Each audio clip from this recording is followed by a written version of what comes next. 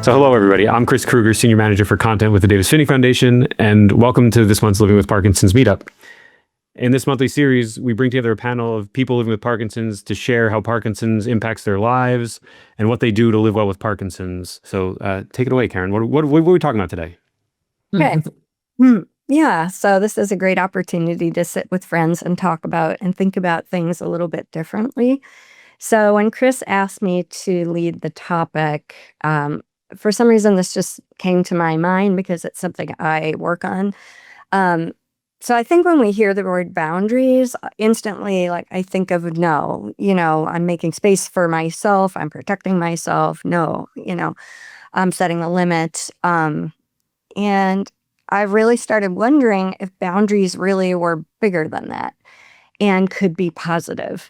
And so I kind of took this thought about like, what if boundaries were about building space for things, taking up space, not so much building walls to compartmentalize and push things out. And I just think that Parkinson's kind of works its way into our routines and our relationships, our identity, our thinking until we don't even realize like how much room it's occupying. It's like we have a house and a house is our temple, our body, our space, our world. And Parkinson's is really one room in that house. It's not the house.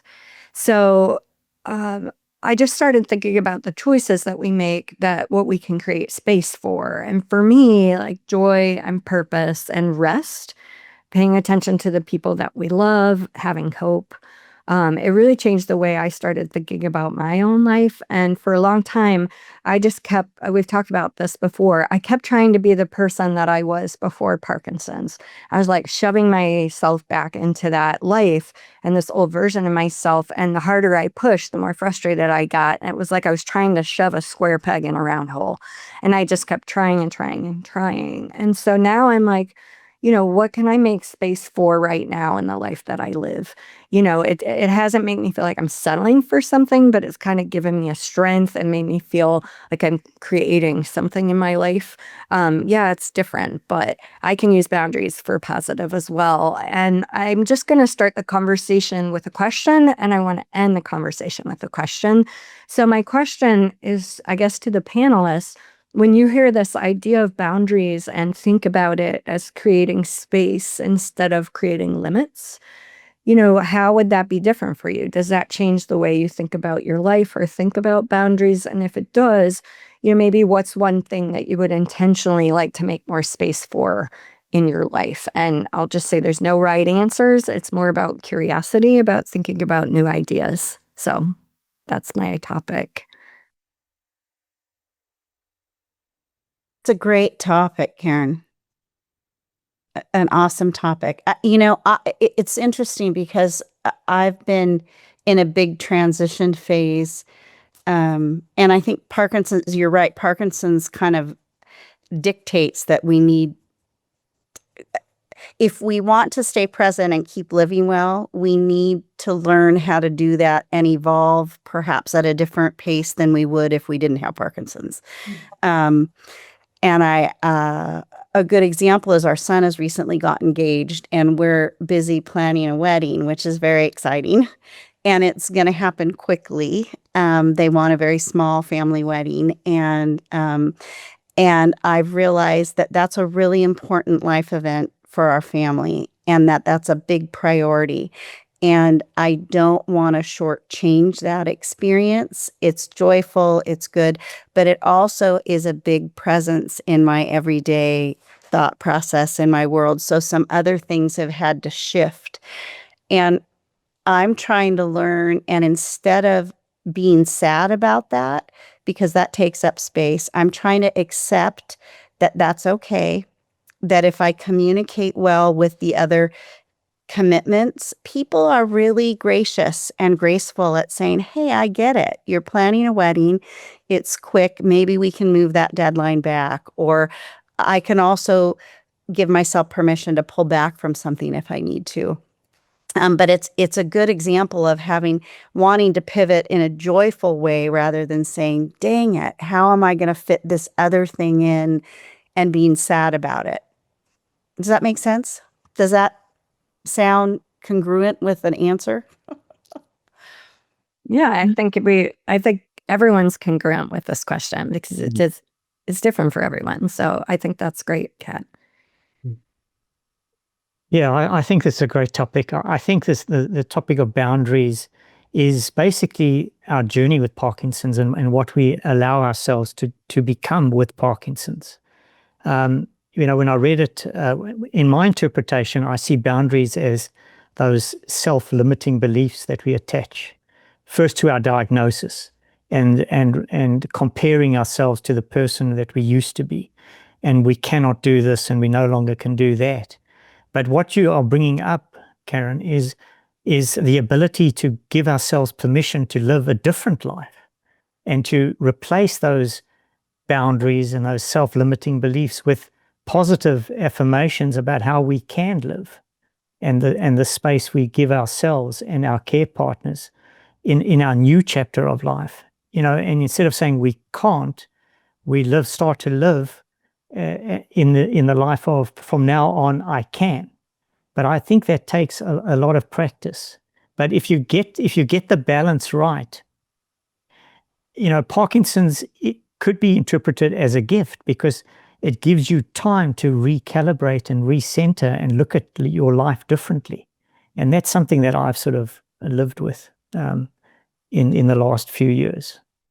I think, Larry, one thing that your comments remind me of, it's sort of like an airplane, right? I'm driving an airplane. I'm flying an airplane and I'm the pilot and I turn the wheel like the teeniest bit, right? Just millimeters of the teeniest bit. And then where do I land? I land in a completely different city.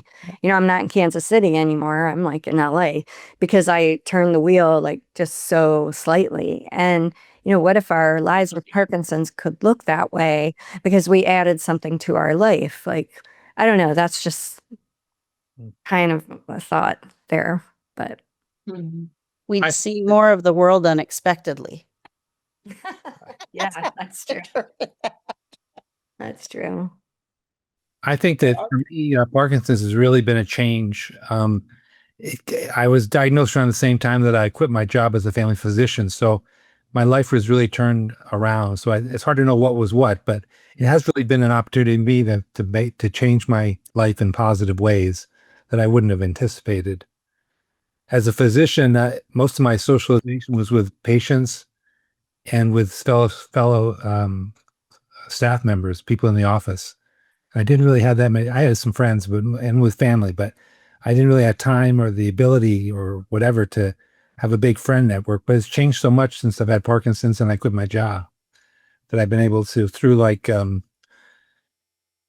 boxing and ping pong and Davis Phinney and this, I've really developed more friends and really feel like making space for others within my life is really important to me. And I didn't really realize that much before. But just having the ability to do that has been a blessing and a good thing. So it's the boundaries change, but there's an opportunity for things to be better in some ways. So I never wish Parkinson's on anybody, but for me, there's been some positives. Do you guys think our own boundaries, take away that space from our care partners and our loved ones? I'm curious. Yeah, Robert, what were you going to say? Well, I've been running this thought through my mind as we sit here, and this may be a little too esoteric, but let me try it anyway. If I think of my life as a house, just a plain, simple, square house, and I decide I want another room, using expanding rooms, I can either reconfigure an area inside the existing house to be the new room, or I can build an extension on the house and have a new room there. One's taking away from something else, and the second is adding on to the whole thing. And I think sometimes we have feeling like our space is limited. We don't have room to expand outside. But I think we do. To be one thing I want to work on myself, a new room for me would be to be more social outside of the Parkinson's realm. I do a lot with the Parkinson's community, and I'm on different committees and groups and all that's well and good, but I sure would like some friends that work with Parkinson's 24 hours a day. But I think I can do that and still do what I'm currently doing. Or that's the challenge for me, to figure out how to keep what I currently have and add something more. Mm-hmm. Like you, Robert, I'm trying to build my world a little broader outside of the Parkinson's network right now. And that feels really exciting. And I'm also trying to be intentional about how much I'm committing everywhere until I get the hang of it. And I don't want to compromise anything or do something unsuccessfully. And so I'm trepidatious. And I think Parkinson's also gives me pause for that. And that's not all bad, but I don't want it giving me so much pause that I'm fearful to do it also, or to try it. And that's a little bit of a dance, I think. I think for me, I'm not a bit of a perfectionist. I'm a perfectionist to the hilt. And so trying to give myself the grace that I would show a friend to be okay with not being that way anymore. Because it causes problems for me, and it causes me stress, and I don't handle stress the way I used to. And so what used to be like a real achievement, like I could be the best, I could be the head of my class, I can get, the best job, or I can do really challenging thing. Now it's like, wait, do I have to? That's right. Do I have to? I mean, I still love doing things, but like I kind of took a pause and a step back. And unfortunately, when I get in that space where I'm not functioning well, I'm like a cat backed into a corner, and it's like, no, that's a sign to me. Like, maybe not stop doing it, but like bring more in, spend more time in your garden, phone a friend, help somebody. Go, like I'm meeting a lot of community members because I do a fundraising event to benefit the Davis Phinney Foundation in my town. And it's like, oh, I've learned that a mentor said to me, what are you doing? Why are you doing it? And why should I care? And then to just put my listening ears on and try to see what other people are experiencing, and like maybe get out of my world and try to get into theirs a little bit. And that's really given me permission to sort of like back away from myself. This seems so serious. Like, I'm curious too about lightheartedness about this. If I'd love to hear from the crowd, and everything about how you feel about the topic. I mean, people, what do you think in your own life, I guess? And love to know what you think, Stephanie, too. Yeah. What's been coming up for me, I love the framing of boundaries with a positive lens. Cause I think you're right. The default is like the barriers or the walls that we're putting it up maybe to protect ourselves. And what I was thinking about for me is the sense of boundaries being like an opening up, and I like, what am I saying yes to now? Like, or what are the areas in my life where I want to say yes that are more expansive, that are going to really like align with my values, fill my cup, connect me with people who I deeply love. And I mean, if I'm being honest with myself, as hard as it is to be diagnosed with Parkinson's, I feel like that was a moment where I was like, I need to come back to what's important to me. What are my values? Where am I? What relationships do I want to fuel, and what relationships are fueling me? Because I don't have the energy to have, to spend an energy. I don't have the energy to spend, and I don't want the negative energy in relationships that are not filling me up. I just can't. And so I want to say yes to those that are positive. And this is coming at a really interesting time because there was some very terrible family drama that happened in my family this weekend. And so I've been thinking a lot about to use an Oprah quote, surrounding myself with people who lift me up. And that is where the energy needs to be. It just needs to be there. And that gives space to form new relationships and to form, maybe like explore new parts of myself because I'm not burdened with the draining energy. So those are the thoughts that have been swirling in my mind as we've been talking. Yeah, it's giving yourself permission to be who you are in the moment. I think that's the boundary or the permission. Yeah. To live in the moment. And I think I don't know if for you, Stephanie, I don't want to put words in your mouth at all, but I know it's how the reaction to stress or distress or discord or drama is so much more physical now. It has almost given me an external cueing to how to take care of myself better. So when I start to feel kind of that tremor come back more, I'm really paying attention to, you know what, this isn't serving me so well. Like this is a conversation that I need to not be having, or I need to try to get myself out of this and not re-engage in it. And it's hard, especially when it's with family. I have found some of these things to be true also over time, that I can still care for and even love somebody and also choose not to spend a lot of time with them. Not on the phone, not engage in emails as much, Yeah. And that's hard. It's a shift. For sure. And that question of how is this serving you? I mean, I use that with coaching clients that I've had. So either from a relational standpoint or, a task or a job, or like, how is this serving you? How is it supporting you? And if it's not, what are your options? Tricky when it's family.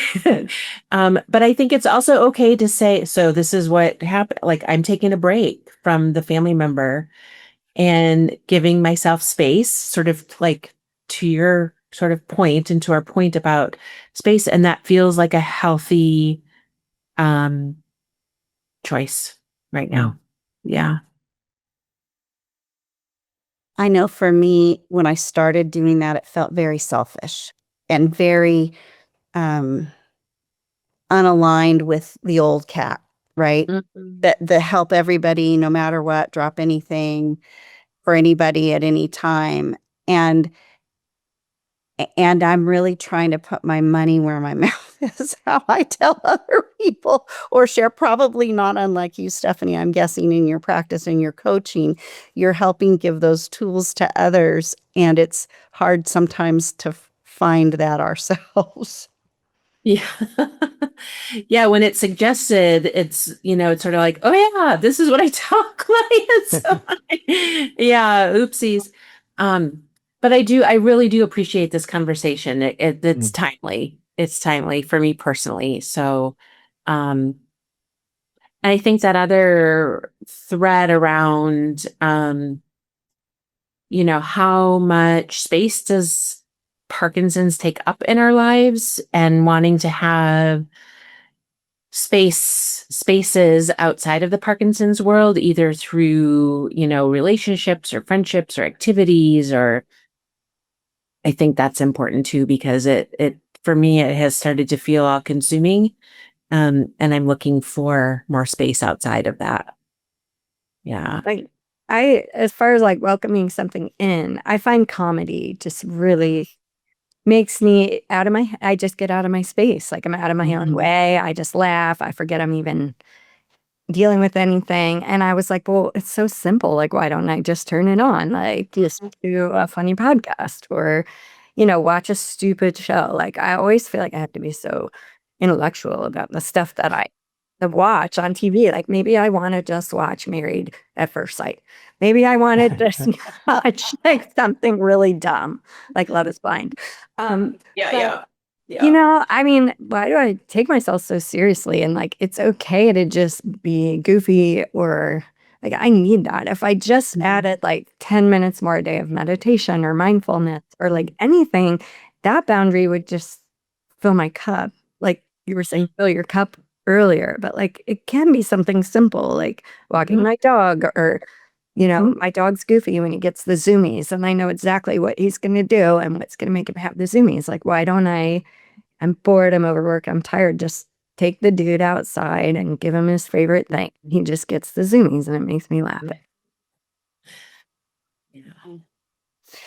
I see some really thoughtful things in the chat. A couple of things about one about being an ambassador. Can you who are ambassadors talk about professional boundaries? I know it's easy to say stay in your lane. Is it that easy in practice, or do you have to constantly remind yourself? And I think having been an ambassador for many years, and I have pulled back a little bit from my ambassador role because I'm ready to start looking at a little bit other roles. While I absolutely love being connected to the Davis Phinney Foundation, it was a good example where it started to feel like it wasn't feeding me to pick up the phone and talk to newly diagnosed patients. And as soon as that happened, or as soon as there was that shift, it was easy for me to say, I bet it's somebody else's turn to do this. And there are other great people out there. So is it easy? I wouldn't say it's easy for me to pull back from something that I've committed to. I think, though, that it's okay. And I think that it's an important skill for me to learn, even though it's later in life. I probably would have been served better to learn this before I had Parkinson's, but I'm grateful I'm learning it now. So I think part of what we're seeing is this evolution. And then another question, Karen, you might want to chat on that about people not being able to do what we know they're capable of. I think our abilities change over time. I'm trying to go back to work after 11 years into this diagnosis. I'm doing it differently, but it's good for me to be contributing. So I'd love to hear other people's thoughts on that.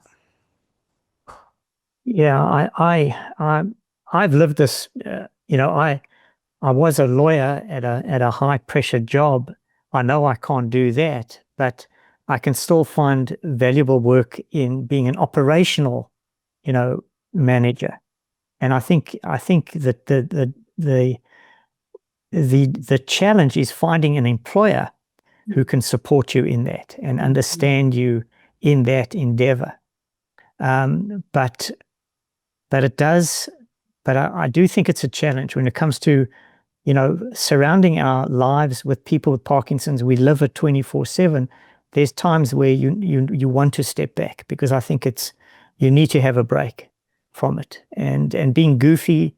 And I channel Monty Python or an episode from Seinfeld every day. That's the way I live my life. Yeah, I love that. I don't know. I'm like you guys. I worked in a really high pressure field, and then I decided years after I got Parkinson's and went on disability for that, like I want to do something. And at first I gave myself the old snobbery because I was below like what I trained for and practiced for and built all my life and everything, but it was great. And I'm feeling the loss of that right now because I chose to do dialysis for a patient at home who's a neighbor, and I grew really close to him and his family. And unfortunately, I'm sad about losing that opportunity, but he passed away. And I've spent 3 years like building that into my life and realizing like none of that stuff mattered. This human being that I'm able to minister to matters. And I've like, okay, it's gone. Like, am I going to replace it with something? And I like suddenly I needed to be working, or I don't. And I was like, wait, okay, maybe this happened. And I thought, well, his name's John. And I thought, what would John want me to do with my time? And he would say, go pick tomatoes for me, or, take my dog for a walk, or, spend time with your family. And like, I just, I don't know, trying to see it positive, not so much positive, but just like bring me life. Like, don't take my life away. Bring me life. So I saw something online today that just happened to flash through my feed, and I'm going to paraphrase it because I don't have it written down exactly. But to paraphrase it, it said, "Our house is filled with things from our previous lives," and it was talking about physical items, but I think it also applies to some of what we're talking about here, our internal life, and your internal life of what's important to you has changed. And you don't have to hang on to those old things anymore if they're not serving you well. And so I think if you reiterate some of what others have been saying, not only do we not have to hold on to our physical debris from our past lives, but we don't have to hold on to our psyche either. I think It sort of comes back to like our identity, I think, Robert. Like, who are we? And who are we now? I think I saw that in one of the comments. Like, who are we now today? And how can we embrace that? And there may be, like, I'm getting a little teary now thinking about it. How do we need, or in what ways do we need to sort of grieve who we once were, and embrace who we are now, and all that comes with it. So I just needed to say that out loud before it left my brain. I think for myself, I tended to find myself based on what I was. And if I can let go what I was and be who I am in the present, that's a more powerful place to live, where I am now in the present, rather than worrying about who I used to be. Well, and I feel like I would take that one step further and challenge us as people living with Parkinson's, like, letting go of what was, making space for who I am, but like, what can we bring into our life? I don't know what that is. Is it more church? Like, what's possible? Yeah, like who could we What's be? possible? Who do we want to be? And like, I want more spirituality in my life. I want more fun in my life. I want more people in my life, like just inviting friends over for dinner, getting to know new people. Like, this is getting my focus a little less self-centered, because I think it's a really self-centered disease, and I'm not a self-centered person. And so I have become self-centered, and it's like, whoa, away with that. Like, maybe what else? Like, what else am I? I think it sounds like we're all in different spaces as far as the Parkinson's goes. I think, different positions, different places in life. And for me, maybe I'm a little older, but I'm retired and I'm looking for more rest. I'm looking for more, if the boundary is, what can I do to get more rest and take care of myself more? But everyone's different, and you sort of find your own place. For a long time, I had a volunteer job after I quit work, about going every week, talking to a hospice patient for an hour. And that I did it for about 10 different people over a 7-year period. And the last one just stopped, and I had the choice of whether I should go back and find another patient or not. And the hospice folks were encouraging me to do it. But for the last year, I decided not to do it, just because I wanted more space for myself. Time, and it just didn't seem like the right thing to do. So we all make those decisions based on where we are and what we've done and what we like to do. And we all evolve and change too. So I'm trying to dial it back in a little bit, to regroup, to kind of find who am I now and what do I want to do now, and do it thoughtfully before I move ahead. And others that maybe are feeling like they're tired of kind of being more focused inward, or trying to go outward. And I think I loved Robert's and Stephanie's words about the evolution and the being present with ourselves and giving ourselves permission to look at next steps and not maybe carry around the old expectations. It was a very good reminder, Robert, and I appreciate that. Really. It was timely for me as well. So Speaking of reminders, I want to draw attention to something that that Bruce wrote in the chat. Bruce wrote, "All of you who are on this panel seem so healthy and articulate." And I recognize that I used to be that way during the first few years of after my diagnosis, but now I'm further along, and I can't avoid the fact that I need a wheelchair to get around in public. No matter how much I work out in the gym, my health is failing. And I appreciate Bruce bringing that to this conversation. That things change, and that it's not always going to be the same way it is. And I just wonder what we think about that comment overall. Well, it's part of life. That's whether you have Parkinson's or not, it's part of it. But sort of gets back to our discussion last month between acceptance and resilience. Acceptance and resilience. We're going to continue to have losses. It's going to continue to deteriorate. And that's maybe the reason that we're talking about these boundaries and trying to make our life more positive is in some ways we realize that we want to take advantage of the time while we have it to do the things we want to do.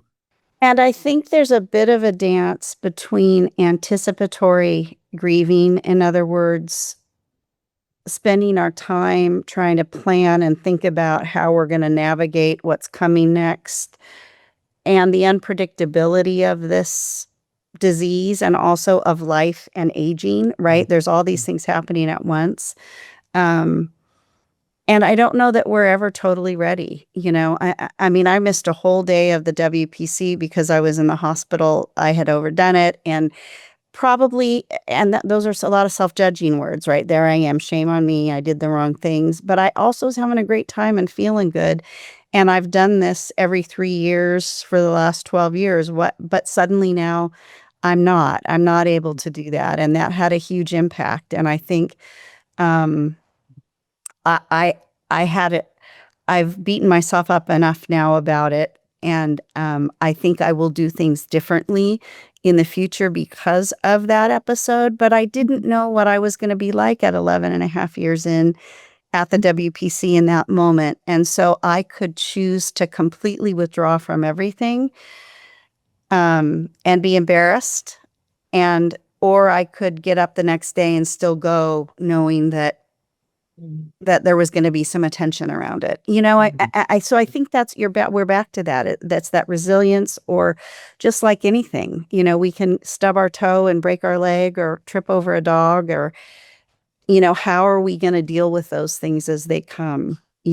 We've all made it 100% of the days that we've lived so far. Every single person on this call, whether you're on crutches, in a wheelchair, have a splint on your finger, whether you're cramping and can't sit down, we've made it. So how we make it and how we keep showing up, it's harder as we progress, I think. And we got to keep going. And that's why we meet up and talk about this stuff, right? That's why we log on, for a little bit of hope, maybe. And, for that matter, I actually think that's why I wanted to draw attention to Bruce's comment a little bit, because I think we need to hear from people that are at that sort of all different position than whatever position you're in. I think it's nice to hear from other people who have different experiences, because it informs you of a bigger piece of life. And so I appreciate Bruce's comment for that reason. I do too. I'd love to hear more from Bruce on that subject if we could at some point. I think every day that we live with Parkinson's, we gain an extra day of experience. And I think if we live in the moment with that added experience, it allows us to confront the uncertain future with a bit more certainty. I know that sounds a bit, contradictory, but each day that I gain living with Parkinson's just gives me some more tools in my toolbox to hopefully deal with the future curves that come with it, as well as the natural aging process. It just gives us fortitude, resilience, and experience and knowledge about how to confront the changes.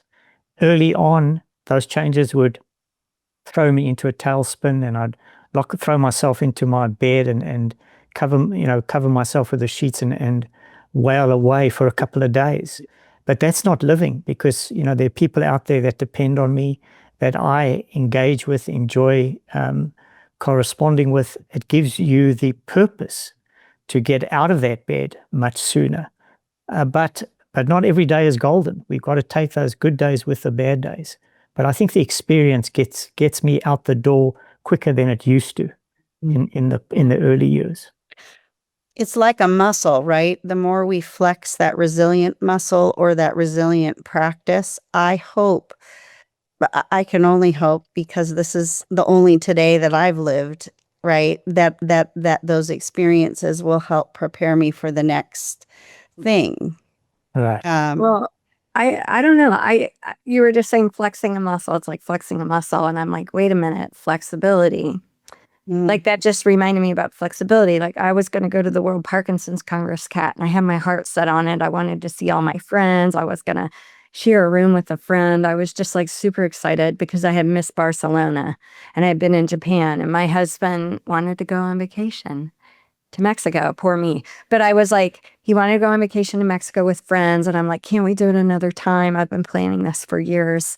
I can't wait. And I was just like, wait a minute, I have to make flexibility to let his life and wishes and heart be more important than mine, even if it means I have to give up the World Parkinson's Congress. And you know what I did? I opened space for him and what he wanted to do. And I set a boundary with myself to not go. And I'm sad I missed it. I talked to everybody. I hear stories and I was like, oh, I wasn't there.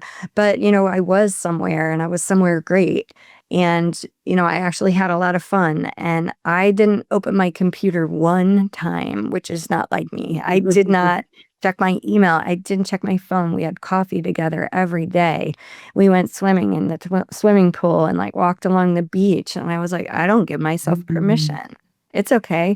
So I'll hear about the conference from you guys. I'll think about the next one. And I don't know. I'm glad it happened. It's that, oddly enough.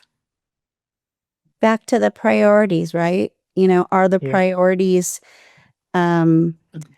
always about us, or is it about the people we love? Am I happy to kind of drop everything and help plan this wedding? You better believe it. We haven't had a wedding in our family. And so darn it, I'm going to try really hard to be joyful about, even though I'm benching some other things and having to skirt around some other goals. But how we do that becomes as important as doing it, I think. Larry, does that get at what? Yep. I think you framed it beautifully. And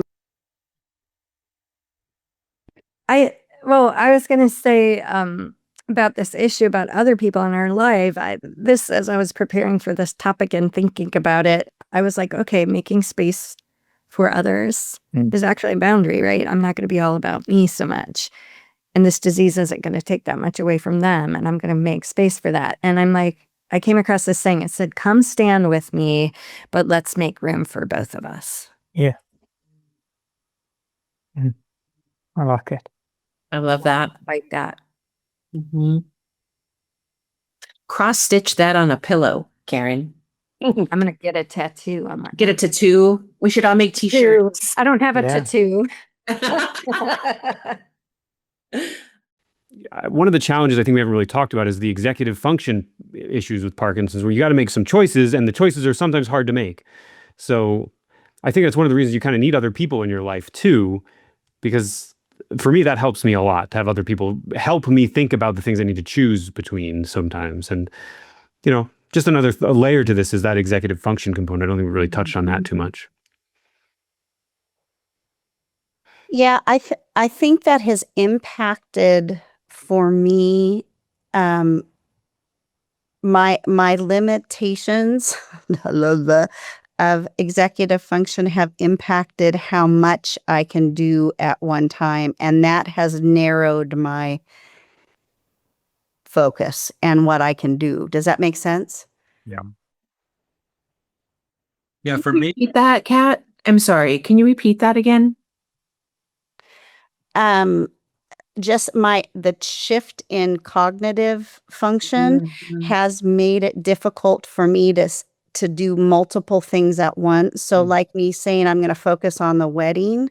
I can't do that while also trying to get through the rest of this nursing thing and on board on a new job. Yeah. So that has helped me automatically have to prioritize things. And I think that's Yeah. difficult sometimes for our friends and family to understand. And then Stan was going to say something. Yeah.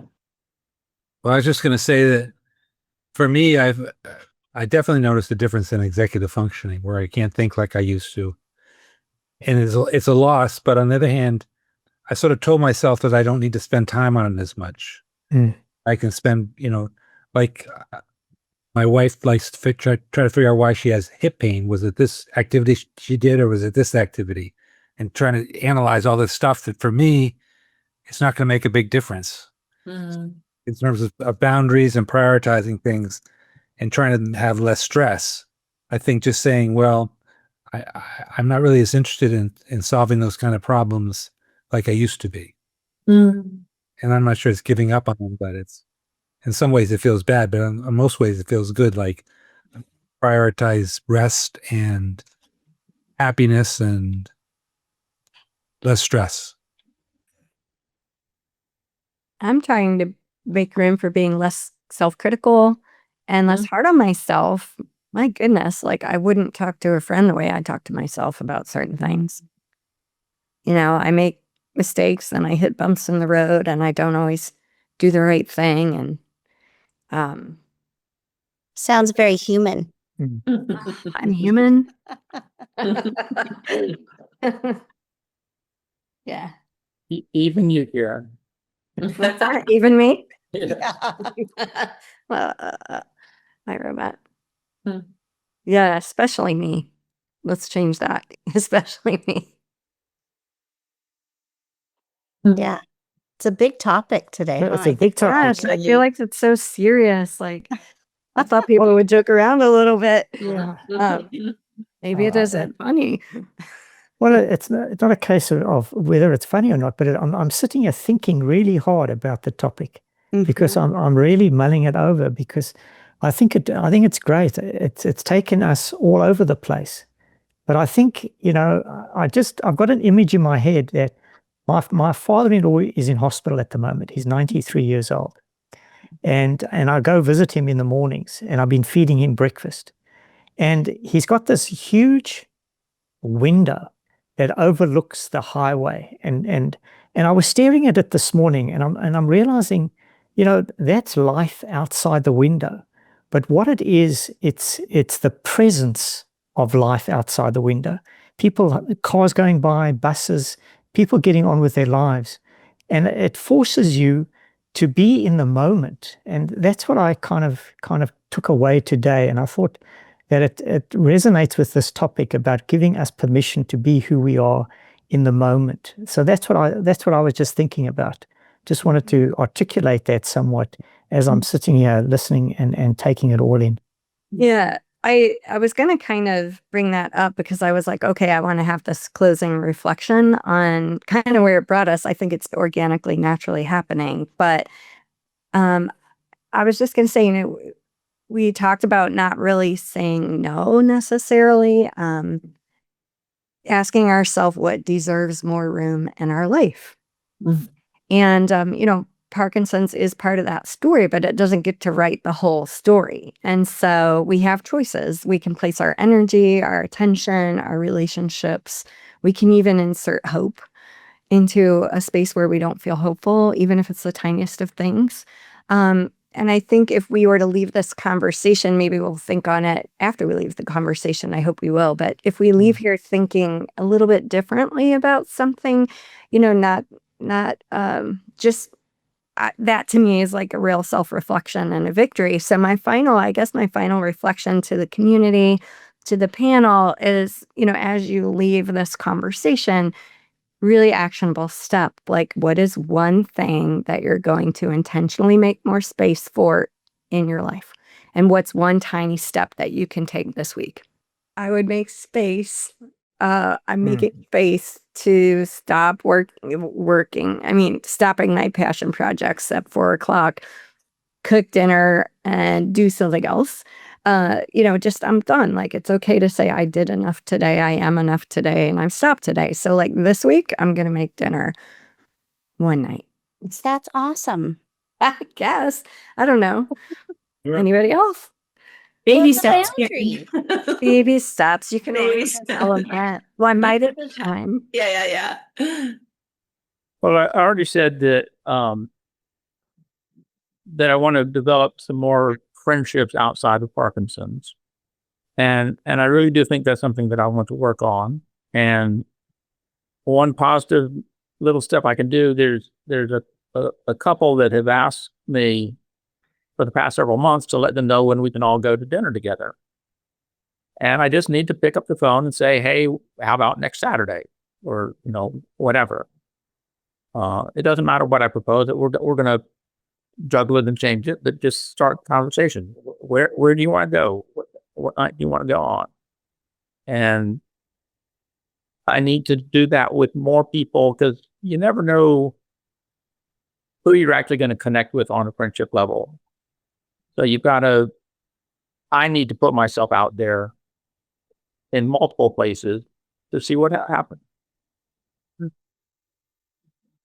I love that. I almost went, our Gay Enlistment Center does a game night on Tuesday nights. And I've never been, but apparently it's a lot of older gays like me and a lot of younger gays also. And it's a nice mix of people getting to know each other. And I need to go some Tuesday night and check it out.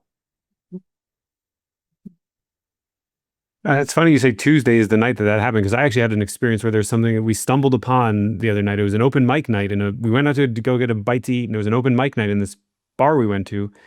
And my partner Bridget was just sitting there, and somebody just said, "Hey, do you guys want to sing?" And she said, "I'll sing a song." And she got up and sang a song. And I thought, well, that's really cool. And it made me remember again, which is something I always forget, and I'm always shocked that I forgot it, that making music and being a part of a community of people engaged in music is such an important part of my whole life. It has been. Sometimes it slips away given all the other things that are going on. And so I've been meaning to pick up the guitar more, and That's awesome. just even if I can't play it the way I used to, just mess around a little bit. And it's nice to have that remembrance, or not remembrance. It's nice to have that thing remind me of that part of my life. So Yeah, I was going to say that from now on, I'm going to return to music, because that's my comfort zone. I've really missed playing the drums and the bongos, and so that's what I'm going to give myself space for. I love that, Larry. I was talking with some gals. So every Wednesday morning, 4 women who went through a mindfulness-based stress reduction program, we've been getting together every Wednesday since we completed the class to do some support and mindfulness practices. And we were talking yesterday about our neighborhoods and community, and like, do we know our neighbors? And some of us know some of our neighbors, others not at all.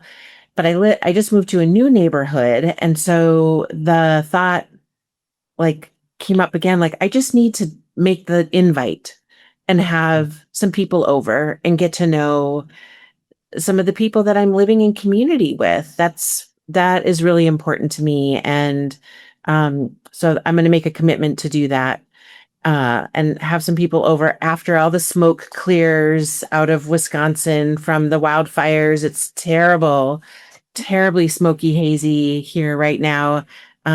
So maybe when we circle back next month, I'll have a little report out on what I'm going to call Pizza and Wine Night on Crescendo Drive. That's what it's going to be. Ooh, that sounds like a movie. I love it. I want to double dip. I just thought of what I'm going to do. I'm going to call my great niece, who's 2.5 years old, and I got her a hobby horse, like one of those stickless hobby horses, and she likes to hop around on the hobby horse, and it's so funny. She learned how to gallop. So I'm going to call her this week and ask her to do her hobby horse. That's great. On Zoom. FaceTime opportunity. Yeah. There's a sport, hobby horsing. Yeah. Ari, you made me think of music, and I was telling Chris before about it. He had a podcast today with a guy on the harmonica. I've been interested in doing more with music. I think either the harmonica or drums or something would be great. We should form a band. There's Yeah. fun to do music. The Living with Parkinson's Meetup's next evolution is we become a traveling band. Yeah. Yeah. Speaking of that podcast, it's maybe worth a listen to in particular related to this topic, because the whole point of the project that I spoke with Kevin Lockett about is to distribute a program sort of so that anyone anywhere can start this sort of class structure of teaching people to play the harmonica. So you can go to maybe Ariel, if you can put that link in the chat, people can see it there. And if you're interested in music, that may be a thing that you might want to explore for your local community. You can it's all free. You can get a copy of the program from the links that are in the description of the video where you can watch this episode, and you can just pick that up and lead a class. It's got all you need to do it. So, Love that. check it out. Okay. And then we can we'll have a harmonica orchestra. And bring your hobby horses next month That's right. Harmonicas and hobby horses. I'll be on the tambourine. while playing the harmonica. And you can't get enough cowbells. Don't forget about that. Amen. Oh yeah, more More cowbell. cowbell. That's right. All right. On that note, we'll have to wait for the next. Prescription for more cowbell. That's See what I even did there? better. See what I did there? Yeah. Everybody. That's our homework. Everybody go to your movement sort of specialist and say, I need a prescription for cowbell. Cowbell. That's right. I got a fever. Well, we'll everybody bring your cowbells and your harmonicas and your bongos to next meetup, and we'll look forward to seeing everyone. And what a noise it'll be. Have a good month, everybody. Thanks for being here. Thanks, everybody. Bye. Bye.